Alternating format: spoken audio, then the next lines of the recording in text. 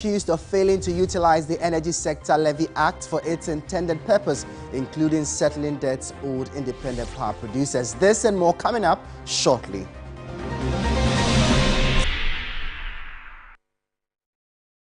Good evening and welcome to Business Brief on TV3. My name is Michael Obodu. Let's check out summaries of some other business stories making the headlines today.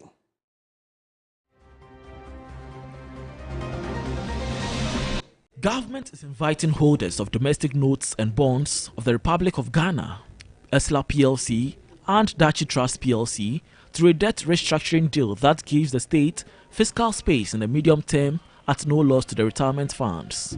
Pension funds have been offered to exchange about 31 billion cedis of existing investments that carry an average coupon of 18.5% for two new bonds maturing in 2027 and 2028 with an average interest rate of 8.4%.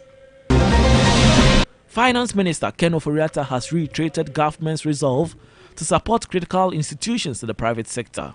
This is also to support these institutions deepen their interactions with the private sector and spur growth as the economy recovers.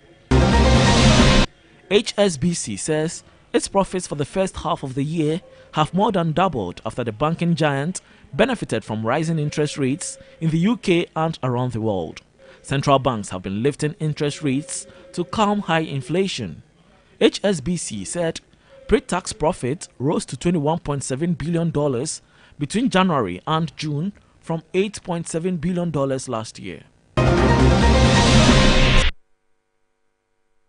Well, thank you for staying with us. Let's bring you our first story as energy strategist and CEO of Eureka Energy Solutions has observed government has failed to utilize the Energy Sector Levy Act for its intended purpose, including settling debts owed independent power producers. In his mid-year budget review, Finance Minister Ken Ofori-Atta insisted government is engaging the independent power producers, the IPPs, on debt relief and financial arrangement. The IPPs are threatening to shut down their power plants.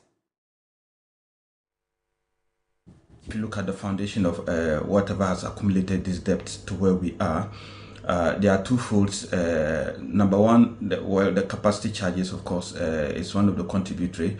But the number two one is the fact that we just have not been able to meet out any substantial amount of money in terms of our financial obligations to the generators, in this case the IPPs.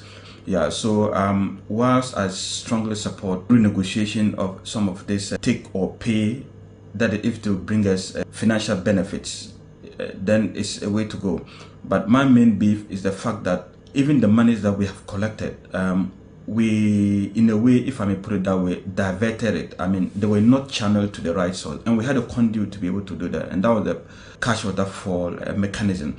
So what I thought was that, I mean, which was mentioned in the budget, is to come back to the right direction and to come back to stay on course, to go by the word and letter of the cash water mechanism. So if you had actually worked with it, I don't think we would have found ourselves where we are, where we have accumulated almost closer to $2 billion over the period. And with even the IPPs agitating for almost 2 months, we haven't been able to put something substantial on the table in terms of what we can give them. And so that has always been a burning issue. And then the fact that the budget clearly stated that they are coming to work with cash waterfall mechanism, that's the way to go. Because it was set up to be able to be deliberate in whatever money that is accrued. You know, it is channeled to key utility point, and one of them is to make payment. And so over the time, I think this was quashed. I mean, the functionality of the price water mechanism was deactivated in a way, or monies were being reused or reassigned. And that was a dangerous thing. And so if the budget is saying they want to come back, then that's the right way to go.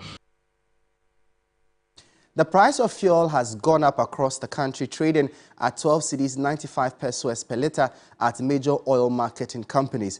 This follows an earlier projection by industry watchers of up to 6% increment. This has been attributed to rising cost of fuel on the global market and the marginal depreciation of the local currency. However, some OMCs are retailing at under 12 Ghana cedis per litre.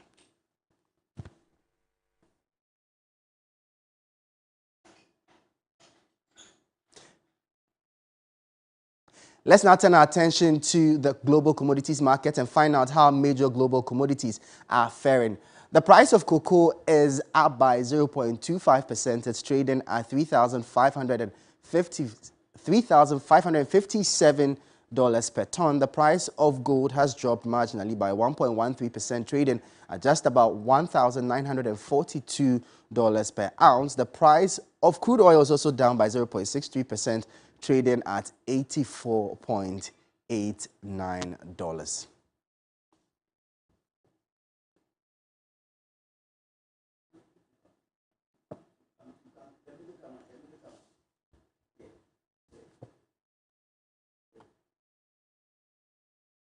Well, let's now find out how major trading currencies are faring on the forex market.